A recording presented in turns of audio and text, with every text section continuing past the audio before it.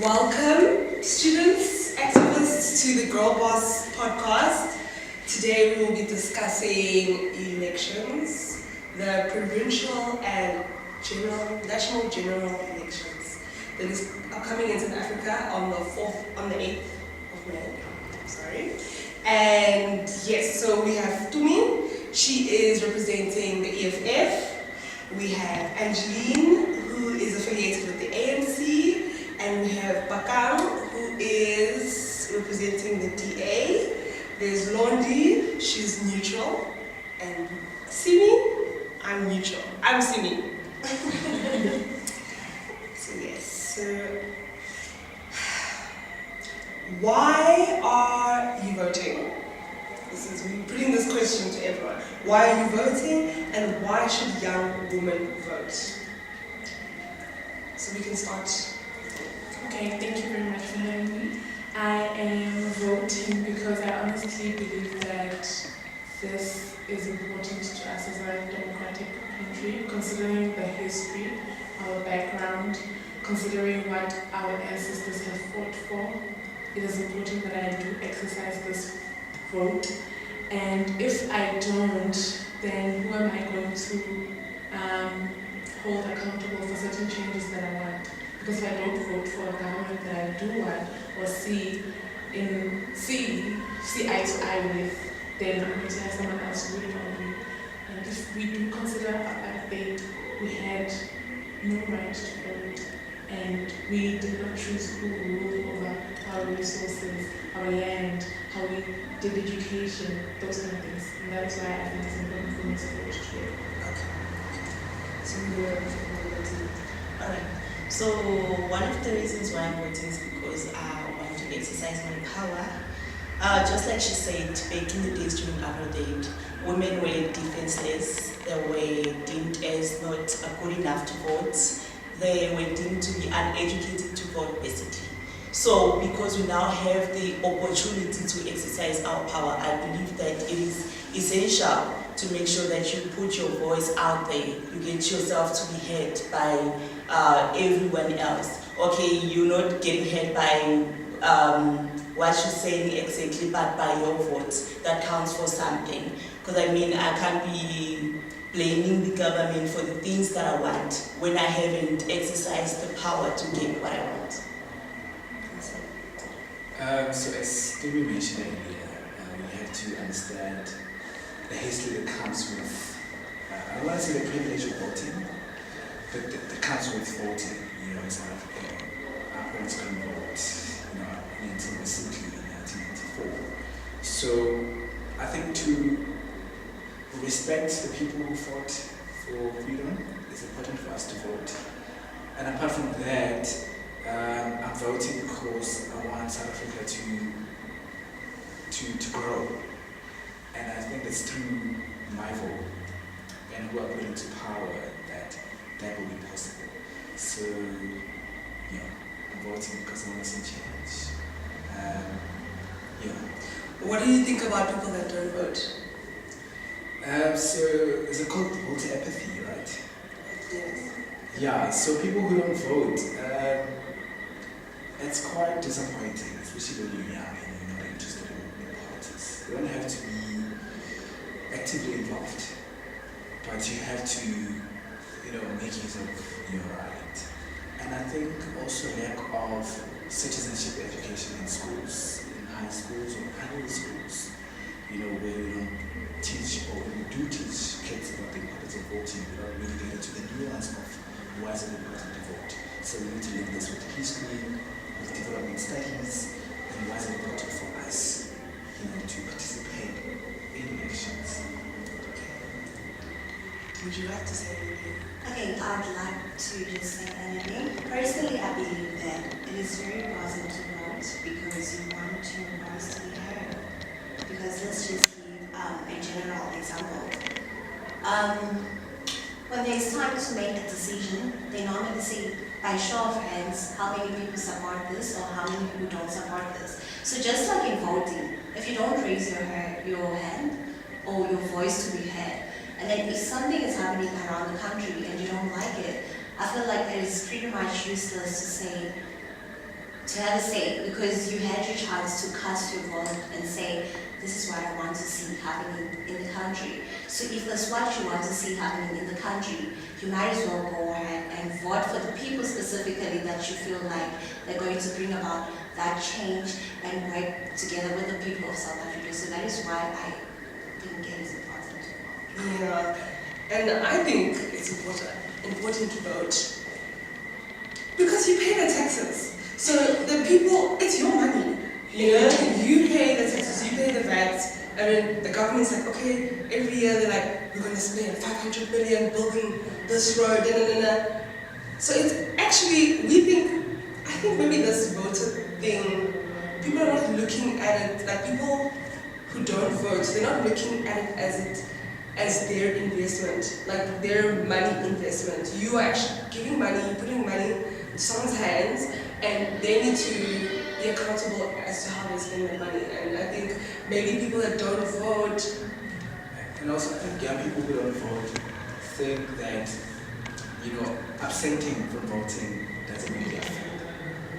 yeah, It may not affect you now, but in the next couple of years, and how the country's going to be like in the next 5 years really matters. So the decision that you make, whether you decide to vote or not to vote, will affect you. It's not affecting you currently. Maybe the argument that way that whether I vote or not is not really going to affect me, but it will affect how you're going to navigate the spaces in South Africa. yeah, Right, it's going to affect yeah. your opportunities as a young person as well. If you are going to vote for a party that doesn't take young people serious, for example, then you're going to find yourself miserable, or you're going to find yourself battling for the next couple of years or until the next election for you to make very close to the head. So I think people kind of who don't want to vote who are elected to vote are failing to make direct links of their vote, their impetus to vote to their lives. Yeah. And it's also because of the current ruling party.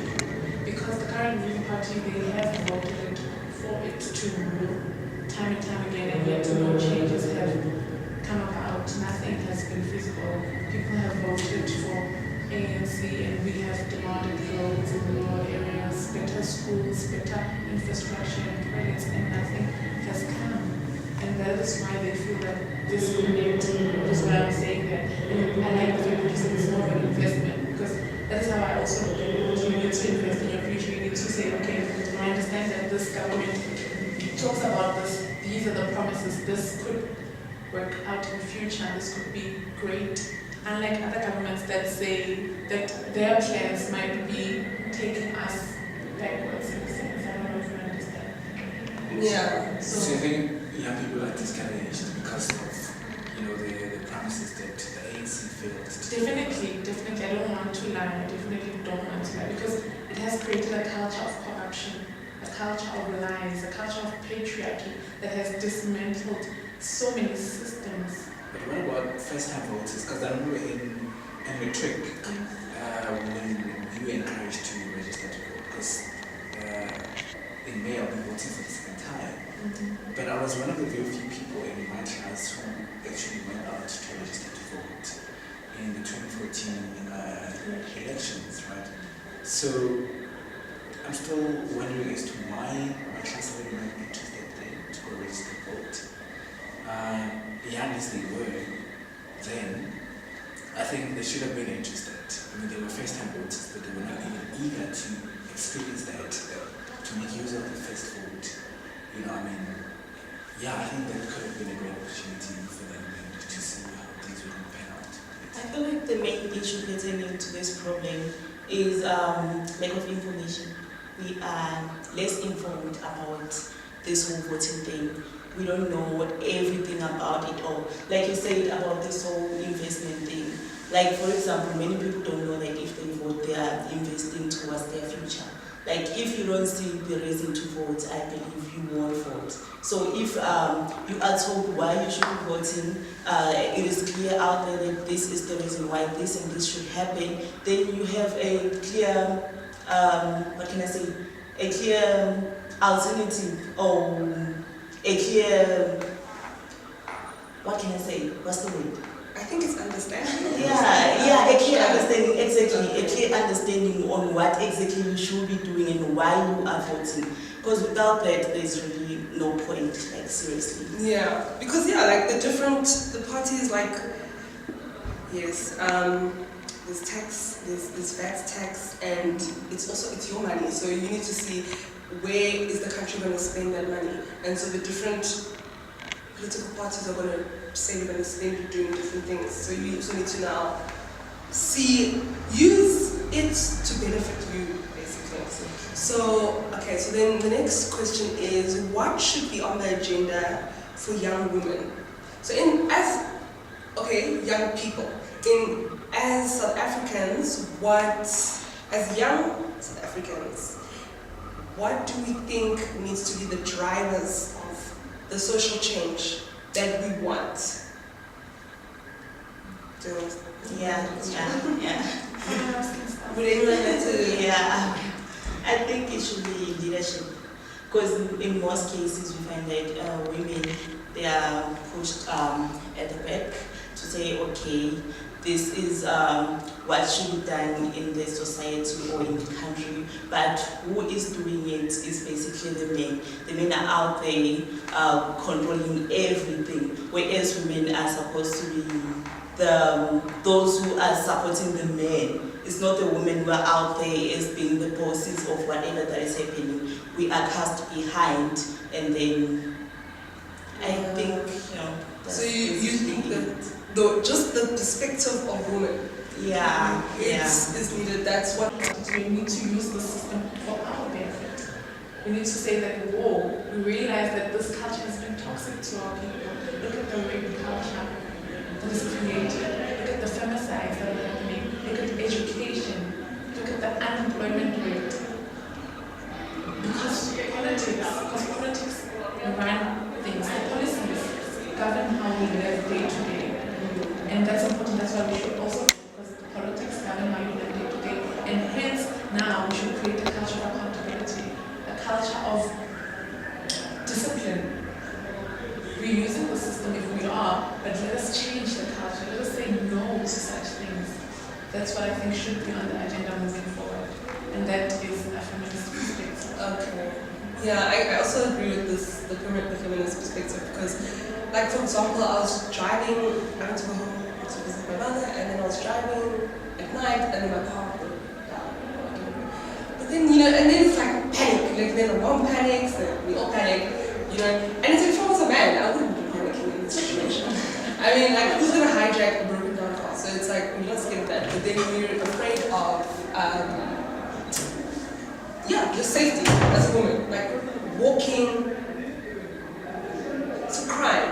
I'll say crime. So I understand femicide and gender-based violence, but I also think crime in general is an issue that needs to be addressed. Like, there's lawlessness, like there's no consequence to the lawlessness, and it's just chaos. I don't want to be too negative, but that needs to change. Okay, so personally, I think what must be on the agenda, especially on the female side. By nature, women are caring. By nature, they are meant to nurture and raise their kids, making their friends. So I believe, with that being said, that imperative, we must have women leaders. Because if we look at our government, it's more dominated by women. We don't have the ladies who are there to make decisions. Yes, they are there, but if we look at the numbers, the ratio of men compared to the ratio of women, it's not balanced. Do you think women can be patriarchal? Because now you're talking about representation, right? So we can put these women in parliament, in the provincial legislature, but can we have women who are still supporting Patrick, who is supporting Patrick? I mean, look at the ANC Women's League. I don't know what you guys think about it. I feel like representation is there, but these women are supporting patriarchy and they're creating an environment for it to thrive. Right? They are enablers. So the question is, what type of women are we going to put there? I feel like we need young leaders in the system, you know, people that understand what is going on, people that have ideas, people that are there to say, okay, this is what is happening around us, and in order to solve these problems, let us do it this way. Because let's face it, we are the leaders of tomorrow. And if we cannot start now, and if they cannot involve us now, when are they going to involve us? When I'm 50 years old, what do I know at 50? But then I feel like if you're still a young woman, being in power gives you more advantage than having older women in power, because really, we need people that can relate. For instance, if we look around schools in South Africa, there's so much teen pregnancy whereby women are not empowered enough to say, if you fall in the trap of teenage pregnancy, for example, you can still make it out there. You can still be a leader. You can still be who you want to be in future. But I feel like such things are not supported. Rather, we have people in society that say you are a disgrace. So I feel like such issues must not be promoted in a way, but rather we should encourage each other. And I really believe that we need young blood in politics. Yeah, so, and also going back to the statement that I said earlier about ANC Women's League, I don't really want to blame them for supporting patriarchy because they were socialized into that system that is problematic. But I feel like they can revolt it, they can dismantle it from the inside because they have the seat at the table, and those are the people that we need to destroy this monster, patriarchy. But instead, they are supporting it. So I think they need to unlearn and then relearn, and then that's when we can have the changes. Yeah. It's too late for learning and unlearning. Sorry. So what you Like the young generation. The young Yes, generation. we need to go in. We need to remember that we are those leaders. We can make that difference. I can go to that parliamentary seat and sit down and get my voice heard. I can do that. And I can say that, no, Baba, Ramaphosa, things aren't done like that anymore. That is not okay. I need my voice. I need to represent the young women, the youth. We should never ever forget that we have power. Yeah. Yes, definitely. That we are that generation we've been waiting for. It's like that little boy who goes training in Thailand, and he was asking, I understand things that are happening around me. I see what is happening around me. But why is it that I am not allowed to cast my vote? Considering the fact that I have the knowledge and I understand what is happening. So I feel young people really know some of these things. But because of how things are happening in our country, they feel so discouraged to go out and vote. Because you come across people that are saying, how is it going to benefit me if I vote? It's only benefiting the people. Power. Power. And I don't think it's lack of information. I mean, the IEC is trying to educate young people on the importance of voting. Are they doing enough? I don't think so. We're not going to educate, we're not going to have, what is it called? Election education, there was a word for it, but we're not going to have that a couple of months before the election. Exactly. This is something that should be in the curriculum, in the MO curriculum.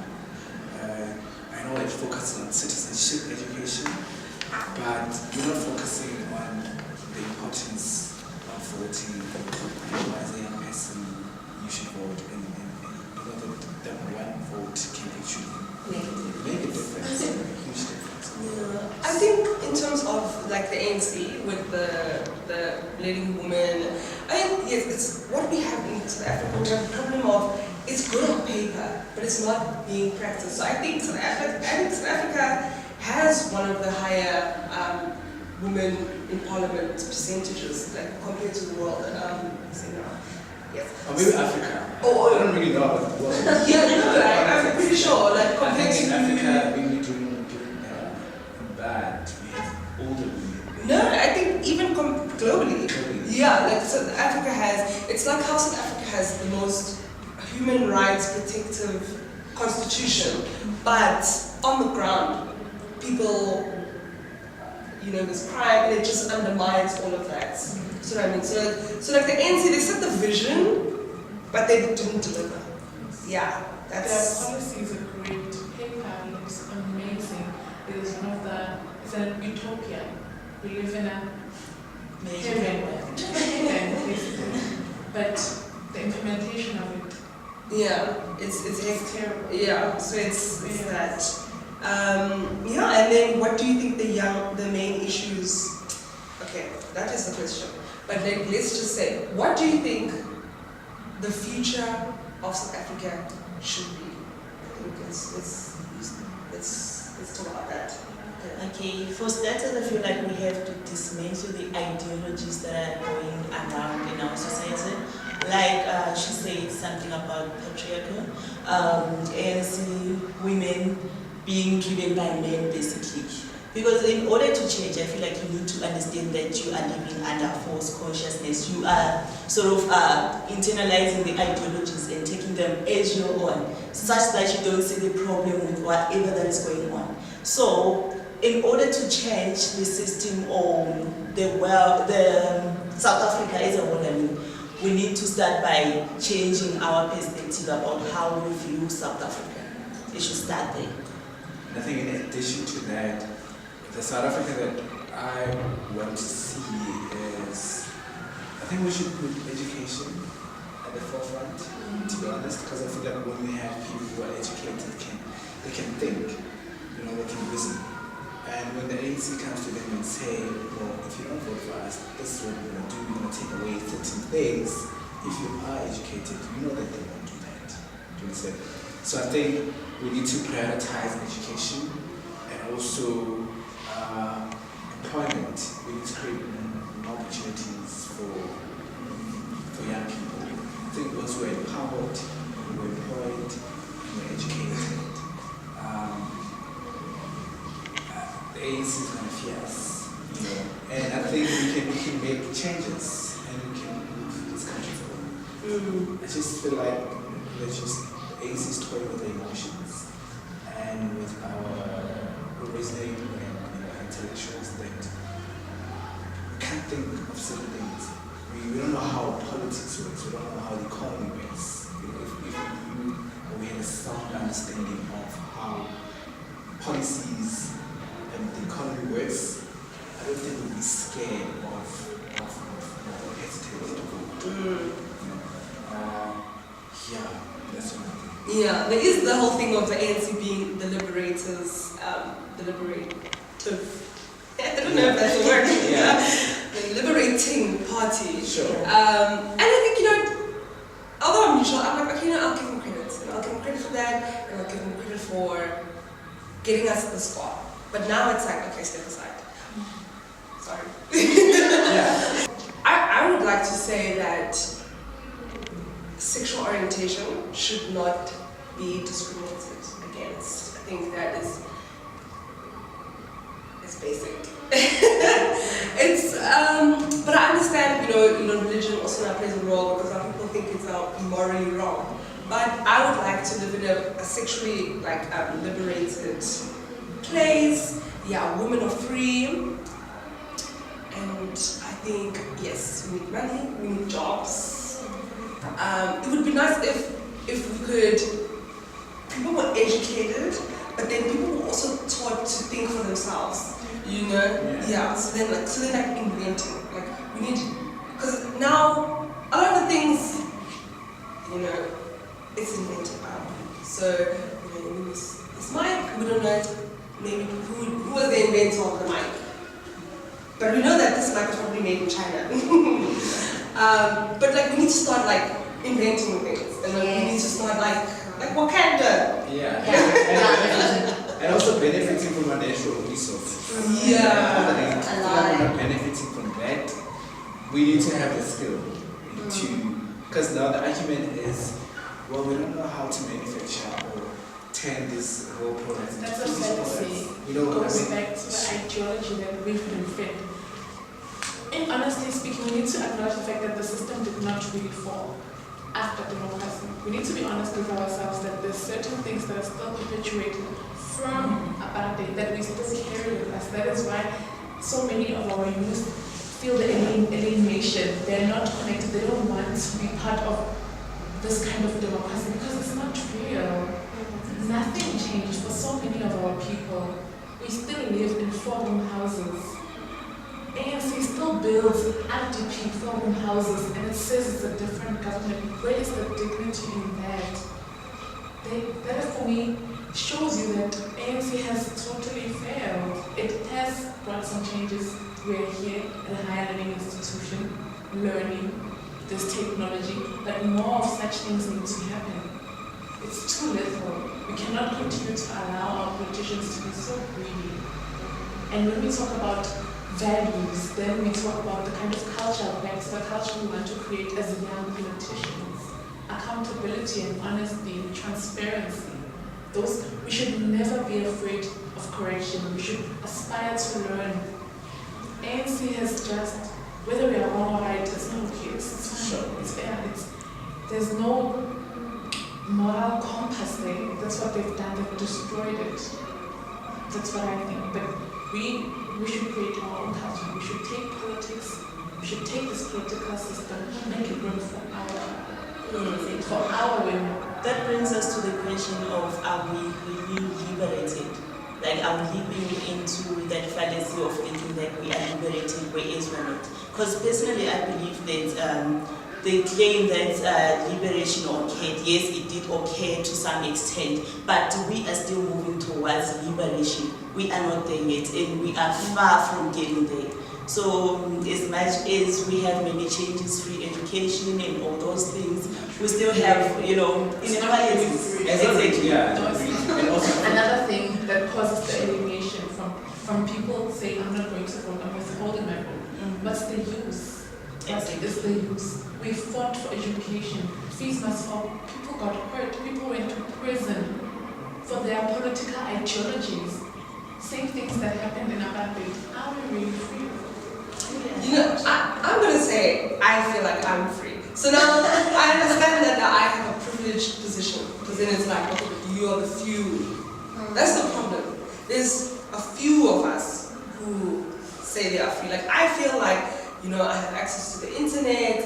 I feel like, I've had the privilege of traveling. I've been to India, I've been to Brazil. So like, I feel like I know the world a little bit, So the freedom that you're talking about is freedom of movement.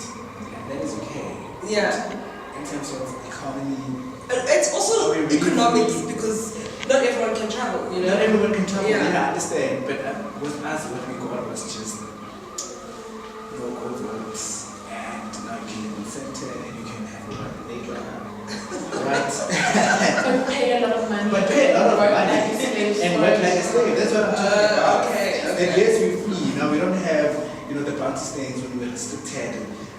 That, but in terms of the quality of life, I don't think we're getting the quality of life that was promised. Okay. Okay, so personally, I feel like as somebody who's neutral, regardless whether it's ANC, DA, or EFF, I feel like I'm looking forward to a South Africa that supports innovative ideas, whereby we go back to our homelands, as we used to call them, and create centers, learning centers, where young people can have access and not say, I don't have money to do this, I don't have money to do that. I feel like there should be more centers throughout South Africa where people can have access to the things that they want to, where people can interact with each other. We should. I feel like these different parties, they should go back into developing their own homelands. It should start from there. South Africa must be very much developed, because if we look at the rate of data right now, data is very expensive.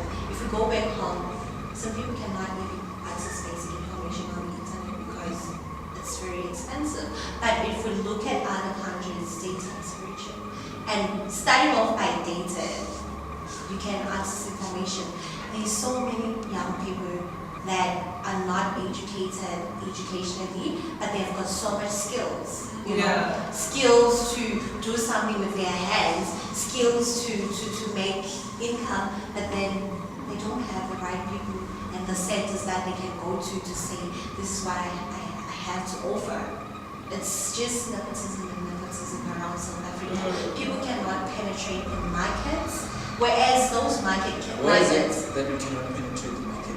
A lot of people don't have If we really access. are free. We don't have access. I feel like people don't have access. Yes, you to are be free, honest, that's your- and they're sitting on top of their talents, whereas a lot of those young people can use their innovative ideas to develop South Africa, because South Africa is still regarded as a developing country. We still import our natural resources and get them back processed at a very expensive price. Whereas we can have a lot of talents around South Africa, we can have a lot of different people that are talented and not only grow their societies and develop their societies, because young people are literally moving out from their hometowns and leaving them undeveloped to a point where they become ghost towns. Yeah, Who so will go back there and develop those spaces? the problem with the role to every migration is lack of opportunities. You don't have so The many. opportunities should be created in rural areas as well. Yeah. Because if we're only focusing on the urban cities, that is why we are not winning, because we have to spend a lot of money to be able to survive. Because if we look at the living conditions around Yeah. and look at the spaces that we live back at home, those spaces are open and we can still develop them. But I feel like that is not being done and addressed. Okay. Yes. And okay, so I have 2 points to make, and then the first one is the ANC actually did in the State of the Nation address. Cyril Ramaphosa, the president of South Africa, promised that there's going to be township digital hubs. So they're going to make like buildings, like infrastructure that's going to be like, there's going to be like an internet web, like an internet cafe, but then they will have, won't just be computers. It will also maybe be like projectors, like a Yeah, it was something like that Yeah. in Braamfontein, the Tumelo home that was started by Wits. And I think that's what the president aims to Yeah. achieve, right? Where you have a center that has facilities, computer, Yeah. So they, internet, yeah. and stuff like that. So there's those that are going to be in the township, but they should actually be in the rural areas. That's a good point. And then the second point, okay, land, because now that's what's in the rural areas. So this is isn't that a hot topic? It is. Land. What do you think about the land issue? Because I saw in the news that Zimbabwe actually recently allocated some of the land back to the white farmers. Did you guys also see that in the news? I've had some. Yeah, it's crazy because it's like giving land back to the colonized. So what do you guys think about land? Or is it important for women, for girl bosses? Of course. The land issue. Yeah, land is very important. And we need to, we're not looking at, the topography, the top land, we're looking at the minerals, we're looking at the water bodies, we're looking at what it has to offer, the tourism, right? So it's not just a piece of land, it's not just, no, it's a lot to offer, and the economy is built on that. Yeah. What comes from the land. Yeah. So to empower women, yes, they should own land. Yeah. If we look at the traditionalist point of view, women are not allowed to own a piece of land. There's only men in rural areas who own land. Is that customary law? I don't know. Or is that in It apartheid? was just one of those things where women, some of the women are putting you only work on the land, which you Okay. because men knew the power of land. It was a topic for me. Yeah. Okay. So we're slowly changing that as young women. We are aware of that and we're saying it should no longer be like that. It should no longer suffice because it causes women to be vulnerable. And hence we get GBV because if I leave my abusive man, where am I going? I don't have anything else. He's got the land. He's got financial income coming in at home. But if I have my own land, if I can move and say no, no longer will I stand for such relationships that don't build me, I move away. I go to my own piece of farming, is what it's called, and then I can do other things as well. I have time to look on the internet if I have access to learn skills. Then I know that food every month might not be consistent because farming is not consistent. It might even take time, but I know that at this time I'll have onions, I'll have tomatoes, I'll have cabbage. I'll be fed. Yes. You know, I have chickens running around, I can kill free. And the different ways of preserving. And different ways of preserving. Thank you for that. preserving Food. Yeah. So, Can you educate us on that? I mean, those are, I don't want to say basic knowledge, but the different ways of presenting. You know, some things are seasonal. Yeah. I know with morogo, for instance. You know, you can try it. You can have it later in June when the season you don't have it. And you can do it with so many things. You know, with meat as well. You know, simple Dried, drying and bottling. You know, with just water and vinegar.